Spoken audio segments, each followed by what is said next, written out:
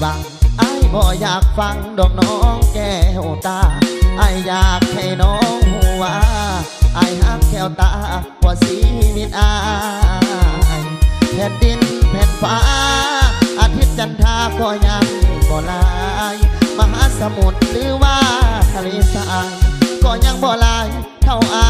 หักน้องหน้าที่เวียกงานบางคืนบางวันต้องห่างน้องไทยเวลาไอ้มีบ่ลายน้องจึงเปิดใจให้สายอื่นจองน้องเลือกเขาแทนเลือกตำแหน่งแฟนให้เขาไปครองตำรับไอ้กลายเป็นแผนหลอกพอไอ้ห่างน้องจึงต้องยอมทนหัวใจของไอ้เหมือนดังไฟเผาไหม้ทั้งดวงเหมือนมีดขีดลงกลางสวงแฟนไอ้สุดห่วงควงสายคนน้ำตาเปียกหมอนบอกกินบ่นอนคิดน้ำหน้ามนทางที่ไอ้หักน้องมาดนบัดนี้หน้ามนต้องมาเลือกเขาบ่โทษเจ้าดอกแต่ไอ้อยากบอกให้น้องไว้ถึงแม่น้องเลือกเขาเคียงกายไอ้ก็ยังไม่ฮักเดียวคือเจ้าสิ่งเดียวที่ขอให้อายได้บอกแม่นวลนุ่งเยาว์ไอ้พอยอมให้น้องมีเขาแต่ว่าสองเฮาอย่าเลิกกัน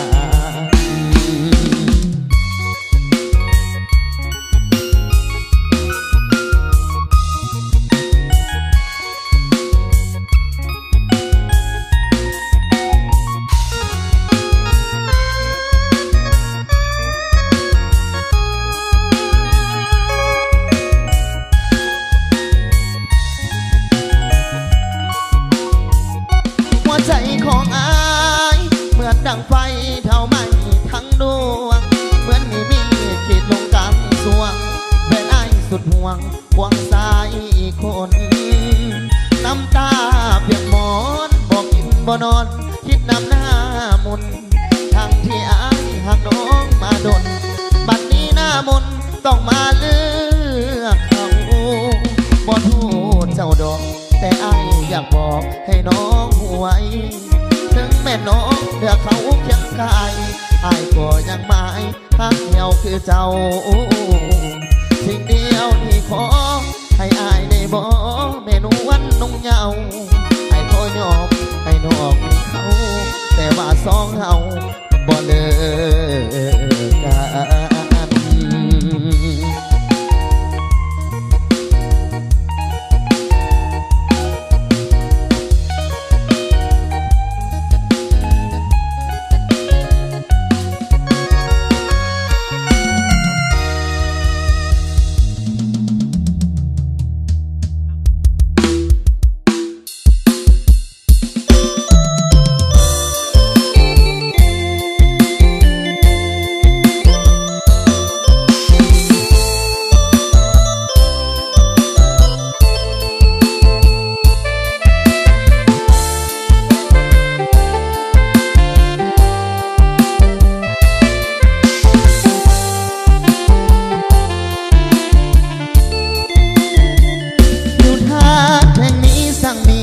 ความงาม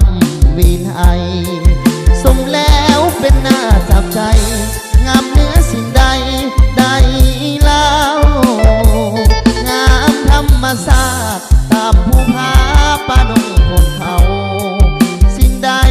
จะมางามเท่าต้องเป็นเงายามแสงเมฆบังเสียงนกห้องอูยามเศร้าตูนาอ่อนซอนแล้วเป็นหน้าสะอ่อนเสียงนกมันงอนห้องสั่งยำสายลมแวกพัดไปแปดส่งห้องกองดังพาเลียบทิพน้ำนมตั้งหมู่นกยางกอบกินป่าเมืองสุยไผ่ก็ยังต้องการยินแล้วอย่าไปหบทานอยากจะเห็นไว้เป็นขวัญใจเป็นห้อยสลังบาดดวงใจยับเมื่อดื่มลาน้องตั้ง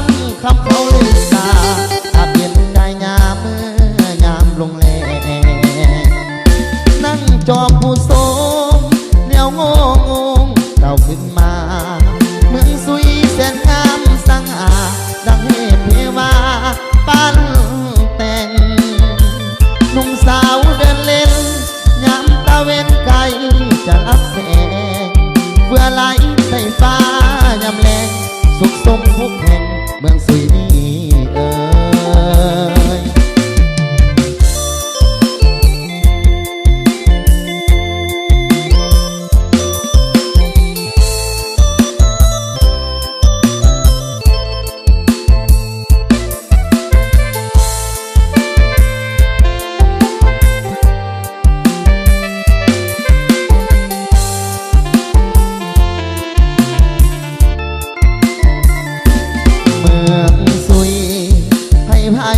ก็ยังต้องการดินแดนอยากไปพบผ่านอยากจะเห็นไว้เป็นขวัญตาเป็นห้อยสลังปังดวงใจยามเมื่อลืมลาน้องตั้งคำเขาลือสาอาบเย็นใจยามเมื่อยามลงแรงนั่งจอมผู้สูงเลี้ยวโง่งงเต่าขึ้นมาเมืองสุยแสนงามสง่าดังเทพเทวาบ้านแต่หนุ่มสาวเดินเล่นยามตะเวนไกลจะรับแสงเพื่อไหลไฟฟ้ายามแรงสุขสมทุกแห่งเมืองสุยนี่เอ่ย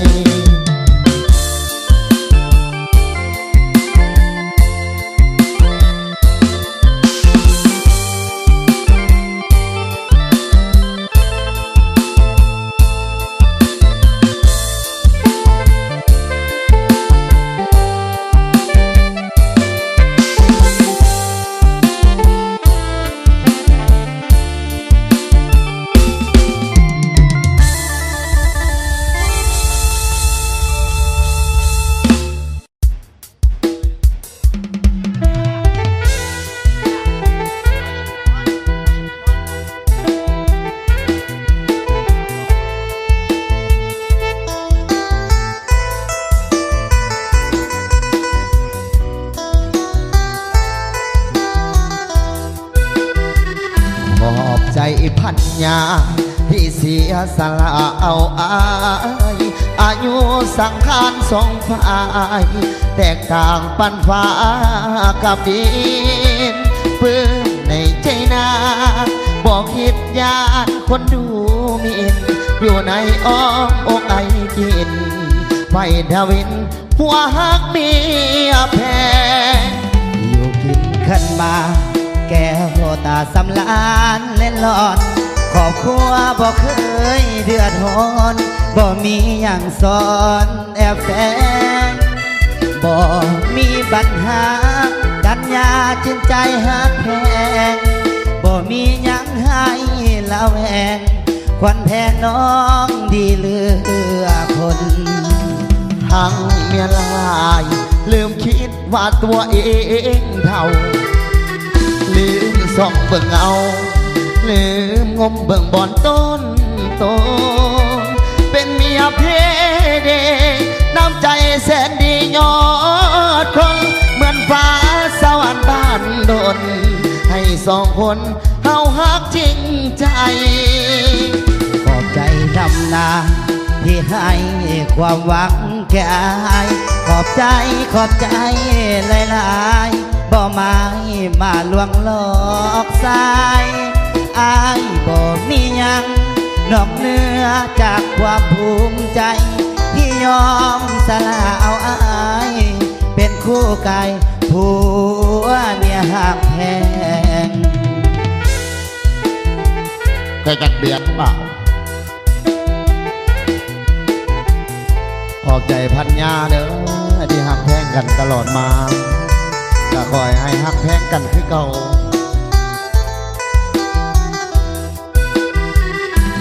ทั้งเมียลายลืมคิดว่าตัวเองเท่าลืมส่องเบิ่งเอาลืมงมเบิ่งบอนต้นโตเป็นเมียเฮเดน้ำใจแสนดียอดคนเหมือนฟ้าสวรรค์บ้านดอนให้สองคนเฮาฮักจริงใจ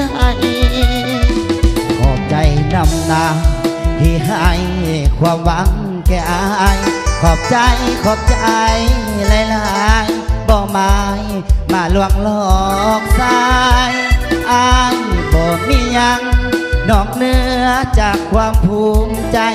ที่ยอมสละเอาอายเป็นคู่กันผัวเมียหักแพง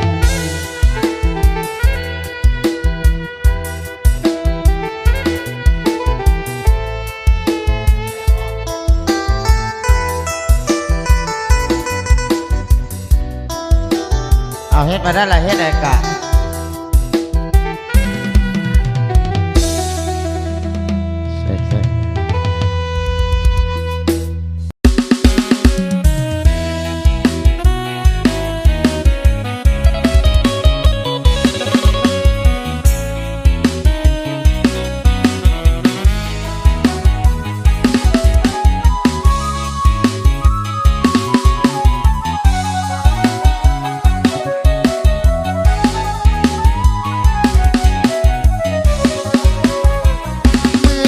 มาทบน้องเนื้อท้องยำของลมหนาวได้มาผมสาวหยอกเย้าที่เขาลือกันมายามถึงถิ่นดินแดนแคว้นสารวันอายอยู่นครเวียงจันทร์ติดจากผูกพันกับน้องแก้วตาสาวนาใสให้ไปก็บ่ลืมสมคำลือซาเมื่อได้มาพบน้องคนดีลูกหลานองค์แก้วสมแล้วที่เป็นสตรีหวังว่าไอ้คงโชคดีพบพ่อนาลีที่งามซึ้งใจนาใสเขตใต้แดนสารวันอยากได้สมขวัญมาอยู่เวียงจันทร์สร้างฝันหักอายสินค้าขายส่งมะพร้าวอ่อนน้ำบานจับใจสมคำสาดือไปไกลมะพร้าวหน้าใสถือใจแท้เดขึ้นโลดเมฆจากลาน้องสาวหน้าใสขอหับเพียงกายแต่หัวใจฝากไว้กับนาคนบุญอยู่ส่งคงได้สมปรารถนามาอยู่อย่างหมู่ศรีวาอ้ายปรารถนาน้องสาวนาใส